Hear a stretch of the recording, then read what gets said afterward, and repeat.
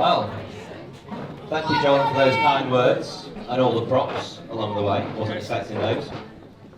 I have to say, I was really nervous today. Firstly, that Claire would walk down the aisle and on time, which she didn't, of course. But more so that you'd be there with her, John. As I know, 1 PM is your prime tee-off time at Wexham Park Golf Club. So thank you for tearing yourself away today. Thank you very much. I watched the 1 o'clock news. Okay. Anyway, welcome ladies and gentlemen, family and friends. On behalf of my wife and I, we would like to say thank you for joining in on our special day. We really appreciate all the efforts people have made to be here and the gifts and generosity that you've shown us in that little postbox over there. Quite a big postbox, actually. I also want to say a special thank you to those that have travelled far and wide to be here. In the room we've got representation from South Africa, Dubai, Italy, Finland, and Ireland.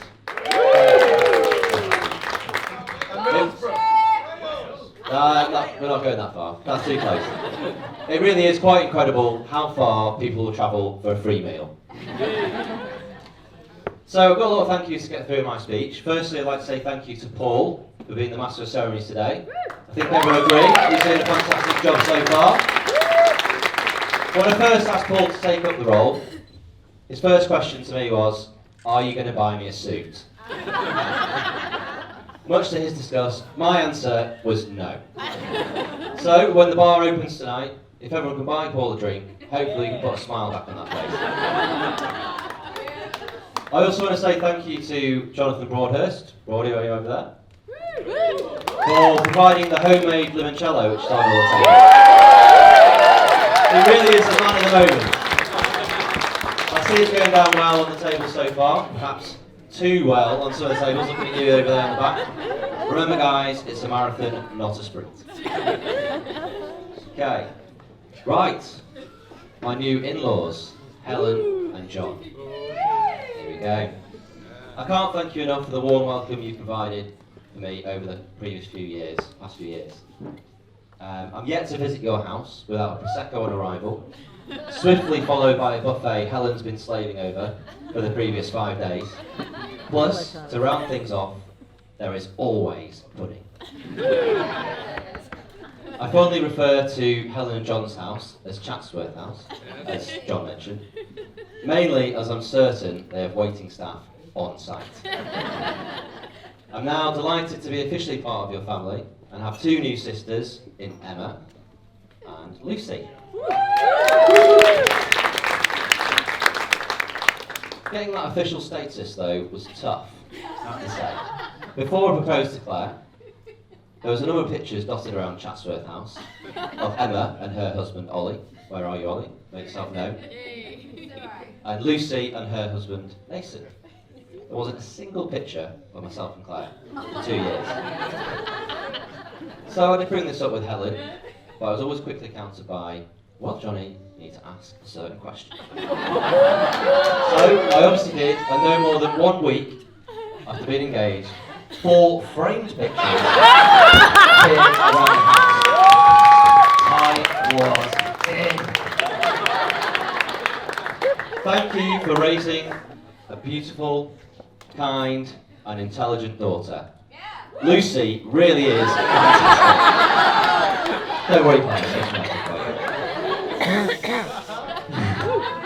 Thank you for all your help putting this wedding together. It really wouldn't be possible without your help. So we've got a small token, I'm going to have to go away from here. Here we are. To say thank you. Here we go. Thank you very much. It's not that small actually, it's quite big.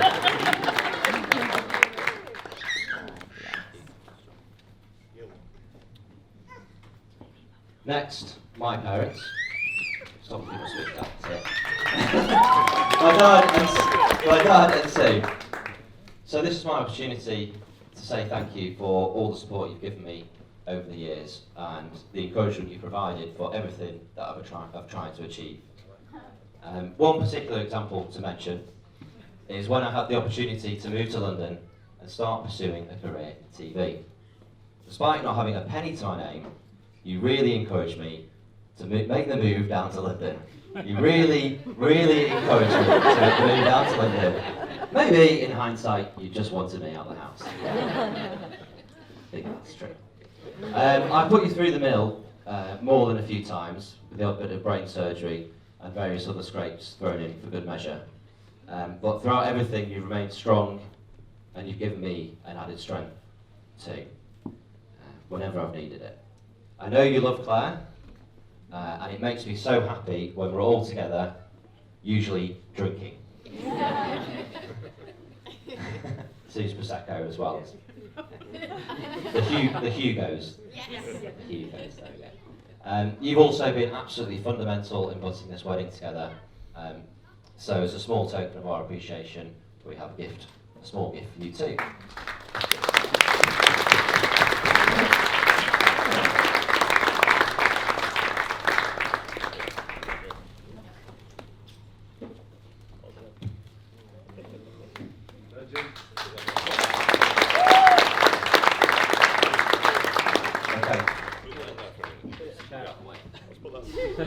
I've got visions of myself toppling over the back there. Okay, so there are a number of people that can't be with us today, but most notably for me is the absence of my mum, Ruth. It's quite poignant that it's 30 years this year since we lost my mum. Being so young, I never really had the chance to get to know her properly. However, what I've come to learn in time is that she was kind, caring, with a gentle sense of humour. She also had a fiery side when necessary, so I know for a fact she'd get on well with Claire. She was very bossy, Jonathan. Yeah, exactly. Sounds about right.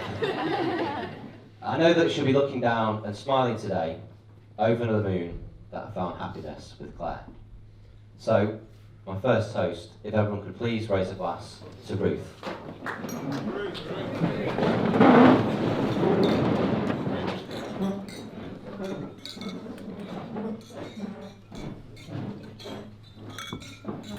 Okay. Right. So, next, my best man, Tommy Boy. So Tom, I first met Tom when I moved to London and started working at the BBC. Tom was also a production runner at the time. And my first impression was, this guy does not like me.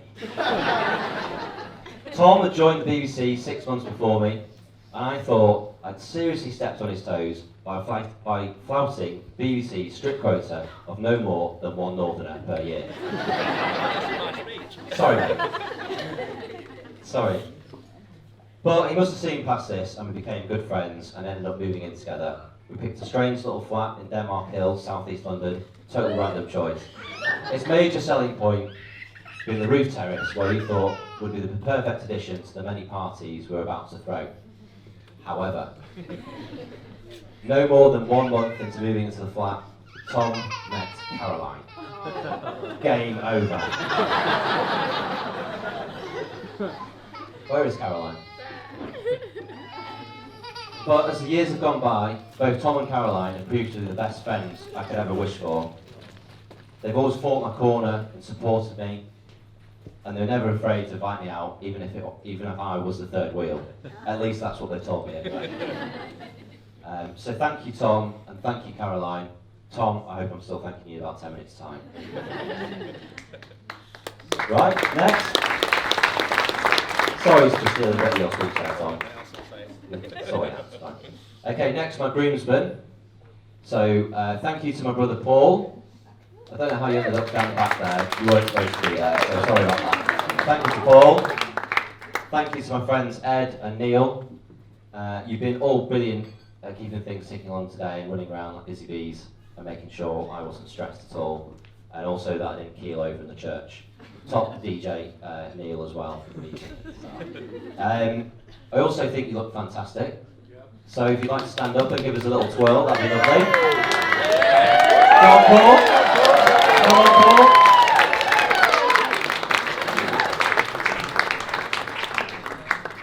Right, on to the bridesmaids. So who we got?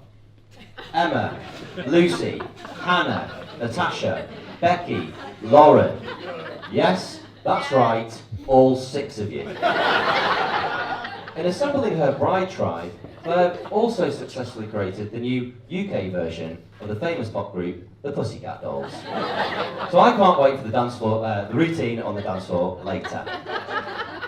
You all look amazing, and this was my point where I was going to say a special thank you for getting Claire to the church on time. You didn't succeed. I knew you wouldn't succeed, because all of Claire's friends and family will know that Claire's idea of being on time is about half an hour after the original time you agreed to meet. So there we go. Oh, Claire time. Claire time. Claire time. Everyone knows Claire's time. Anyway, I'd like to raise a toast to the bridesmaids. Bridesmaids.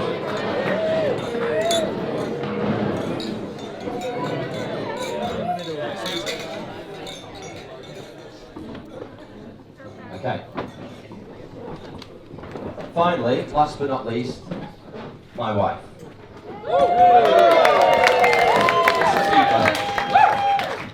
Okay, so you might have guessed already by the table names that Claire and I met online. Online even. Now, by the time I met Claire, I've been on a lot of online dates. As you'll see, there's a number of apps to choose from, and I've been on a few of them. Well, I hadn't succeeded in finding the one. So, I'll be honest, when I first arranged to meet Claire, I tried to not get my hopes too high. However, on the very first date, we met at Waterloo Station, headed off into the night. We had a great night, and I had a hopeful feeling at the pit of my stomach that this one might be different. What I quickly came to realise, though, that Claire was also a regular online dater. A serial dater, if you like. So finding somewhere to go with Claire was always quite difficult, as often the phrase, "Oh, I've been here before," would crop up. I then get the breakdown of how good looking the guy was, who he was, and why it all went wrong. Later I discovered that some of Claire's friends had labelled her the Queen of Tinder. However, I accepted her past, and we enjoyed lots of fun dates around London. I took her to the theatre, which I know definitely earned me some brownie points with her friends. As none of her Tinder dates had ever done that before. And things continued to progress well. We then went on our first proper holiday to Italy. Now, up to this point, a few months into the relationship, I hadn't told Claire that I loved her. How many months? No. I was determined not to rush things. But by now, it was the elephant in the room. And the elephant had followed us to the airport, stuck on the plane, and was getting ready to accompany us down to the beach. So, on our very first night, we went out for dinner, elephant in tow. It was a lovely evening. Claire looked radiant in a yellow dress. We were at a nice restaurant, we had nice food, wine. The staff were cracking jokes with us. All was well with the world. So whilst I sat there, I thought to myself, I love this girl. I need to tell her how much, because I don't want to ever lose her. So, I was building up to the moment in my head, and now I imagine it like a film. We left the restaurant into the night. I spun Claire on her heels. She stopped still in front of me, and I said those 3 magic words, I love you. My heart was racing, and I was expectantly waiting for Claire's response, and she came back sharper than ever before. Good!